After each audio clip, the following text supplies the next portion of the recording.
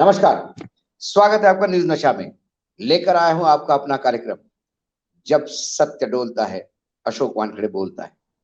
सत्य कहां डोला? सत्य इसलिए डोला जब असत्य बोला जाता है। असत्य क्या बोला जाता है? भारतीय जनता पार्टी का राष्ट्रीय कार्यकारिणी की बैठक दिल्ली में कल शुरू हुई, आज समाप्त हुई। आज जेपी नड्डा जी को फिर 1 साल के लिए एक्सटेंशन मिला, मतलब अगला टर्म मिला।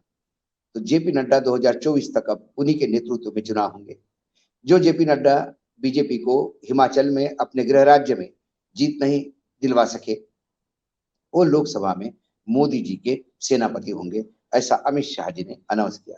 अमित शाह जी ने ये भी कहा कि 126 120 चुनाव में से 73 चुनाव जेपी नड्डा जी के नेतृत्व में हमने जीते। लेकिन आज हम बात कर रहे हैं सत्य असत्य की, क्योंकि आज जो कल एक प्रस्ताव पारित हुआ, उस प्रस्ताव में ये बोला गया कि नरेंद्र मोदी की छवि खराब करने के लिए विपक्ष फेक न्यूज चला रहा है, लगातार प्रधानमंत्री पे गलत और झूठे हमले कर रहा है। सर्वोच्च न्यायालय ने कई मामलों में विपक्ष के मुंह पे तमाचा मारा, फिर भी विपक्ष बाज नहीं आ रहा है। ये जब प्रस्ताव देखा तो चौंक गया, क्योंकि भारतीय जनता पार्टी जब विपक्ष में थी तो उनका नरेशन ही फेक न्यूज का था। याद आता है मुझे, जब नरेंद्र मोदी जी आखिरी चुनाव लड़ रहे थे तब उन्होंने जोरों शोरों से इस बात को कहा था कि सोनिया गांधी का इलाज का खर्चा इतना हो गया। बाद में पता पड़ा तो वो तो था ही नहीं। फिर 50 करोड़ की गर्लफ्रेंड, और फिर सर क्रीक का एक पत्र प्रधानमंत्री कार्यालय का जो देने जा रहा था। तब बीजेपी के प्रवक्ता कहते हैं कि अरे ये भाषण के दौरान कही गई हुई बातें होती हैं, लेकिन विकास के कार्य जहां है, खासकर गंगा विलास की बात हो रही थी कि वो जहाज फंस गया, वो जो क्रूज है फंस गया। जब ऐसे विपक्ष ने कहा और मजाक उड़ाया मोदी जी के इस प्रयास का, तो उन्होंने कहा कि विकास के मामले में विपक्ष ने साथ देना चाहिए। तो फिर क्या मोदी जी ने जीएसटी में कांग्रेस का साथ दिया? जिस जीएसटी को वो देश के लिए हानिकारक बता रहे थे, उसी जीएसटी पे वो आज इतरा रहे। फिर आधार कार्ड की इतनी खिलाफत की जब वो विपक्ष में थे, बाद में वही आधार कार्ड अब आपको सब दूर काम में आ रहा है।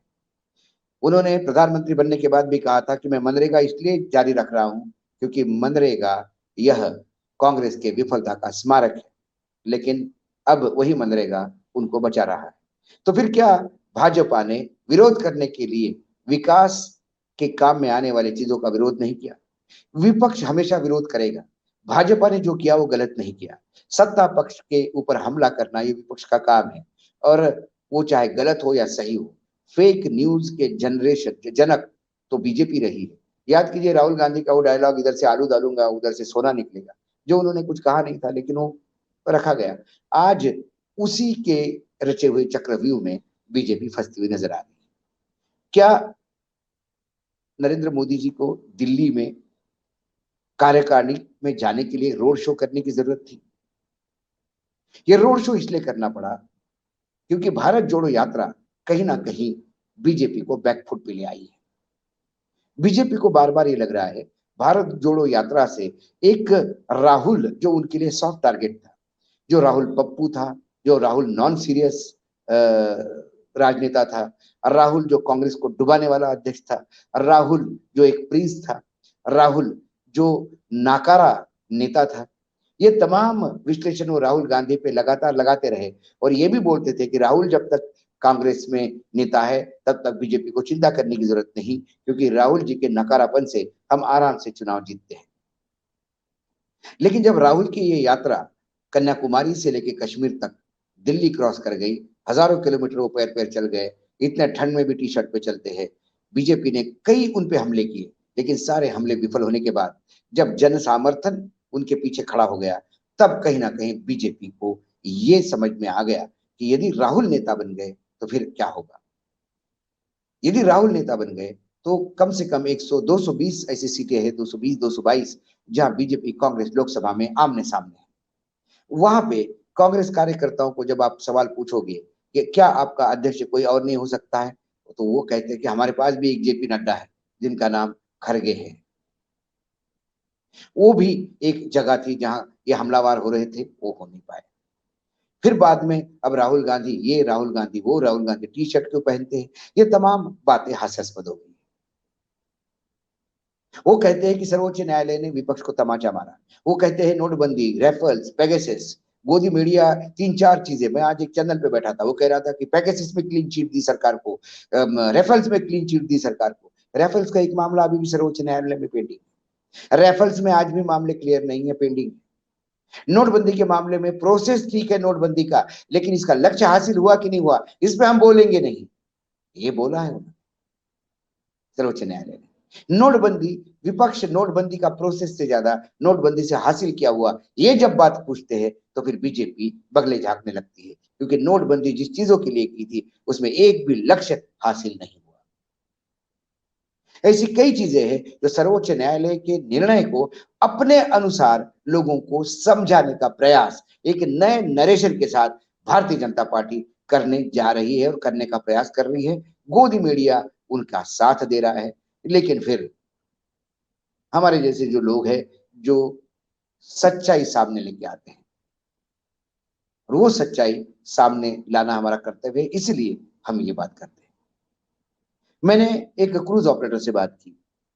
उन्होंने कहा कि क्रूज कभी भी बीच में तभी रोका जाता है जब वो टेक्निकल प्रॉब्लम होता है, और फिर इवैक्यूएशन के तहत पैसेंजर्स को बोट से, छोटे बोटों से किनारे पे लाया जा सकता है ताकि क्रूज डूब भी जाए वो सेफ रहे। ये शायद पहली बार हुआ कि साइट सीइंग के लिए क्रूज रास्ते में रुक गया और बीच में से नोट वोट छोटी छोटी बोट से लोगों को बाहर निकाल के साइट सीइंग के लिए लेके गए। होता यह है कि जहां डॉकेबल एरिया है, जहां क्रूज जमीन पे लग सकता है, वही क्रूज रुकता है और वहां से लोग जमीन पे उतरकर कार द्वारा वापस उस मोन्यूमेंट पे जाते हैं। लेकिन ये पहली बार हुआ, क्योंकि उनको भी मालूम नहीं था जहां उनको रुकना था उस जगह पर पानी कम है। जब उन्होंने देखा कि क्रूज फंस सकता है तो उन्होंने वहीं रोका।